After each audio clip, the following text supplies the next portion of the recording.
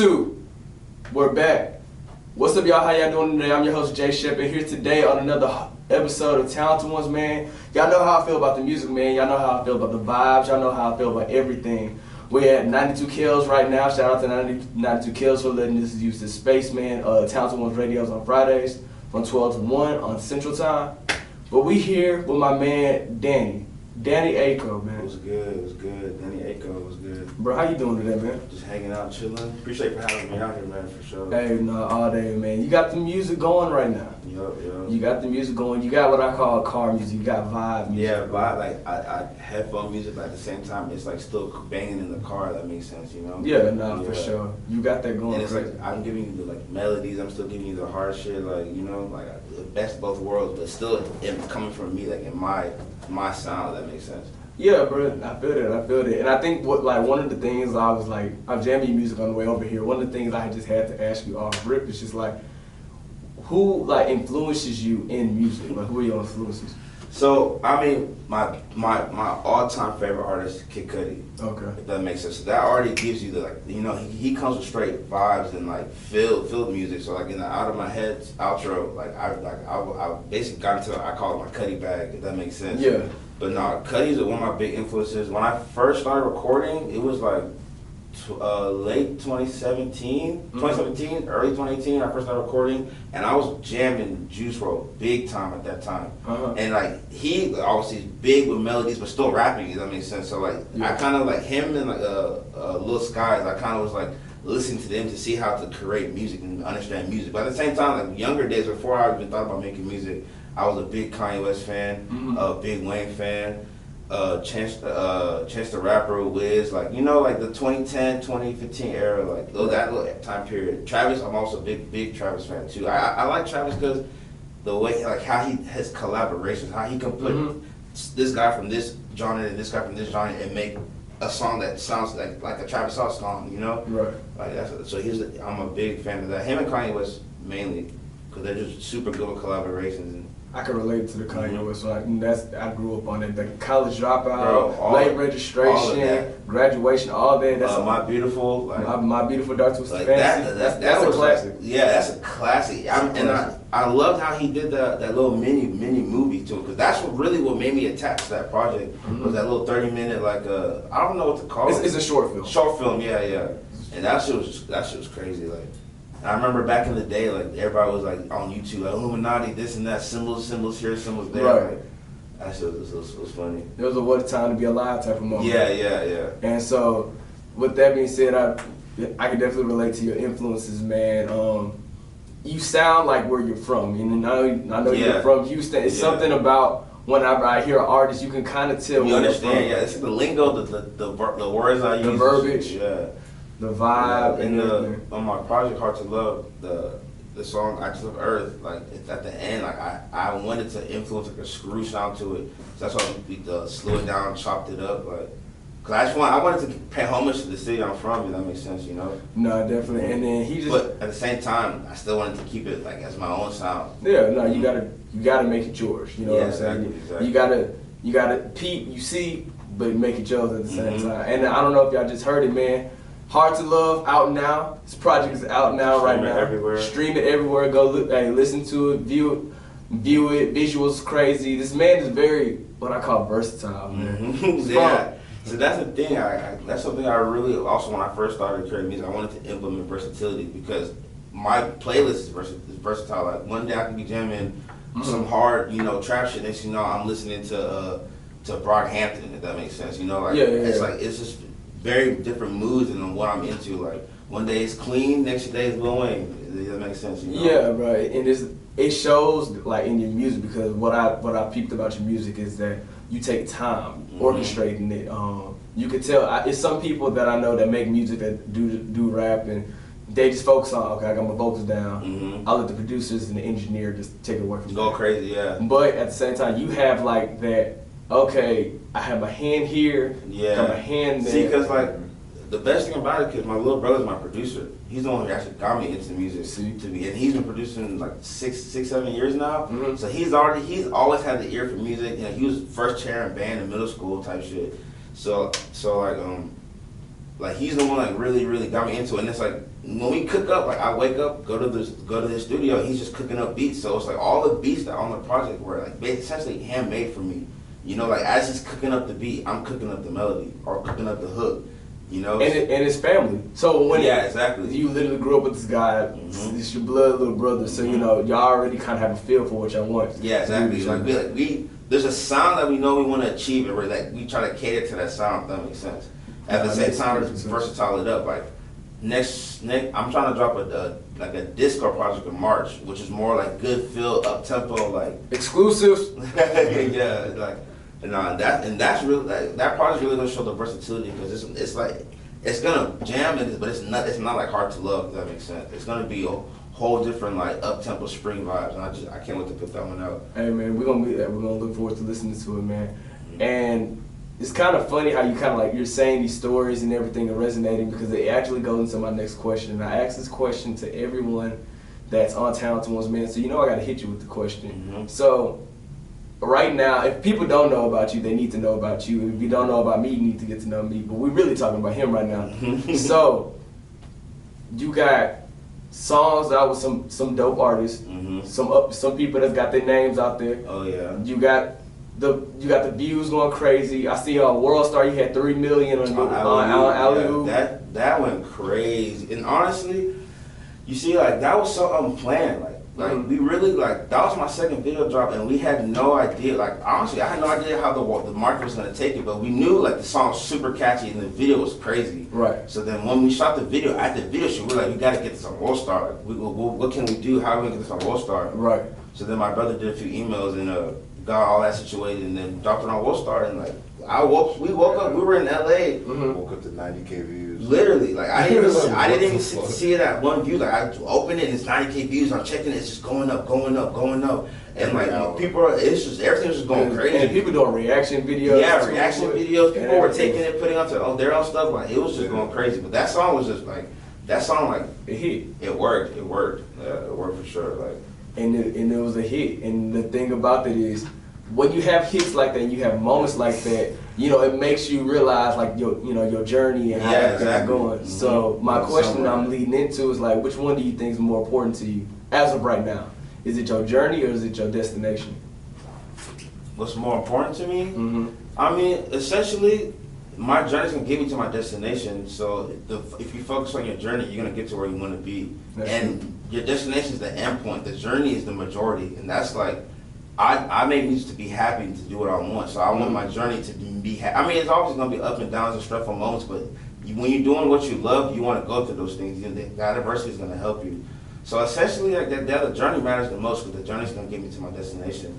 No, that's real. That's real because I feel like sometimes as stereotypical, like a lot of people just going to say the journey, but it's like people don't understand. It's like those moments. That journey builds you. That builds you. But I do understand people that say the destination because exactly. You know, if you got a situation where you trying to help your moms out, you trying to help your family out, you trying to help get your people out of their situation, bad times, tough times. You know, you got to do what you got to do to get it there. So that's a real answer. That's not motivation. I feel that for you. What's been one of those moments like one of those surreal moments with you in your music journey that's made you realize like, okay, I need to keep going with this?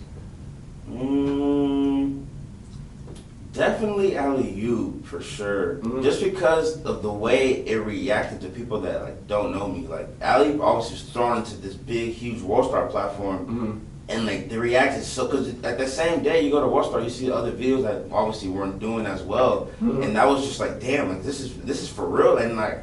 I'm not gonna say who, but there's verified people in my DMs hitting me up like, "Yo, this is hard."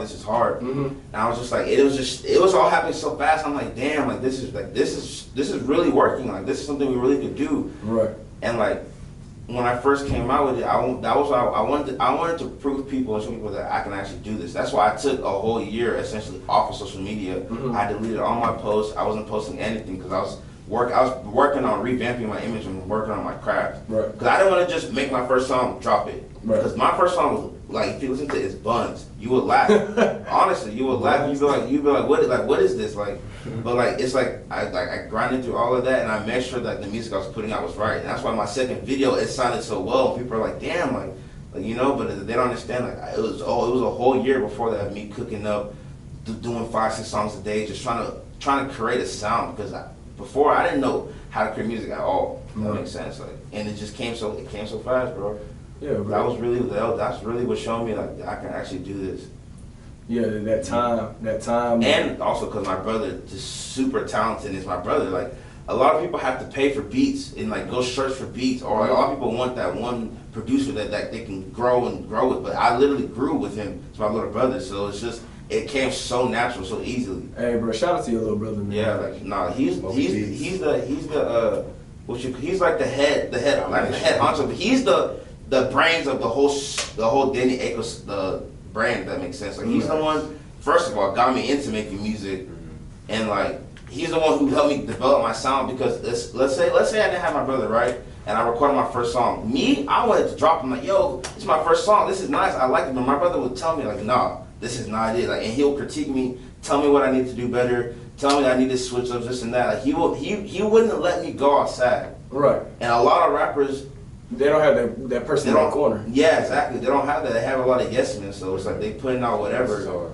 And I'm just grateful for that. Honestly, like he really he made sure that I wasn't gonna come out because you come out like that, people are not gonna take you seriously for the next. And that's the last thing I wanted to happen. So I wanted to make sure that I'm coming out, and that's why the first song I dropped was just so outlandish. Like, what's up? If you're listening to it, it's like nothing like what I have now, but it's like.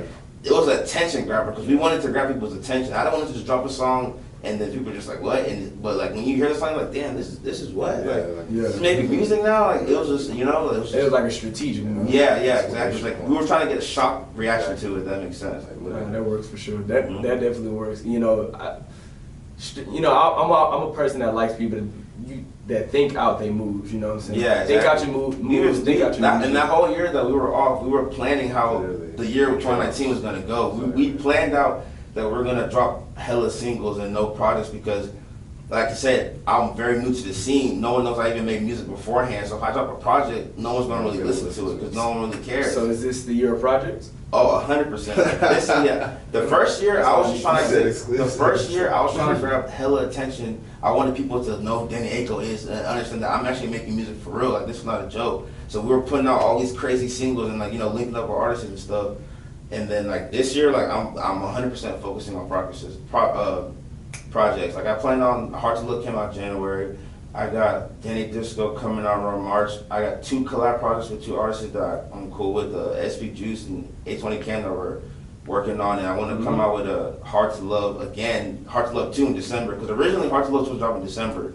But I wanted to make sure it was right, so we pushed it back to January, if that makes sense. But I really want to make Hard to Love like a series I'm dropping in December during the cold time. And that's where it's gonna be more car music, vibing music, like headphones. I mess with the car music. Yeah, exactly. All I need, send me the links, send me what you gotta send. I'm gonna put that thing in the car. I'm gonna let you know. Hey. Yeah, I got you. Hey, nah, for sure. Hey man, and so, where do you see yourself in about I'll say I don't want to do the typical 5 years. Let's say 2 or 3 years. Are we talking just expanding music genres? Are we talking business moves? 2 to 3 years. I mean, for sure. Really, what matters. I really want to grow a fan base. I want to grow like a true fan base. I mean, yeah, it would be cool to drop a song and just blow up and be super famous. But at the same time, I really want to grow a true fan base that's really going to appreciate my music and the journey, like you said. So in 2 or 3 years, hopefully I'm touring. Maybe do small tours in USA. But at the same time, it could be I could be, who knows? I could be, something crazy in 2 or 3 years. Yeah, man. I mean, that's the goal. That's the goal. I can see definitely the crazy wave, man. Oh, since you said it though, my bad. I wasn't trying to cut you off. I gotta ask this real quick. Just one word response: fame or money? Money. Okay, keep going. Yeah. I had to think. I was like, fame is cool, but at the same time, I like, I like my peace of mind. I like being able to go out and just chill, don't have to worry about and also being famous just makes you a target. That's true. I don't have to look over my shoulder or just being. I mean, but at the same time, fame is gonna come with the money, especially in my business of making music. So I'm just preparing myself for it. The way you said the peace in the beginning made me think about that interview with Drake said, "I like my space, I like my peace, I like my time." Really? I mean, no. Peace of mind is very, very important to me.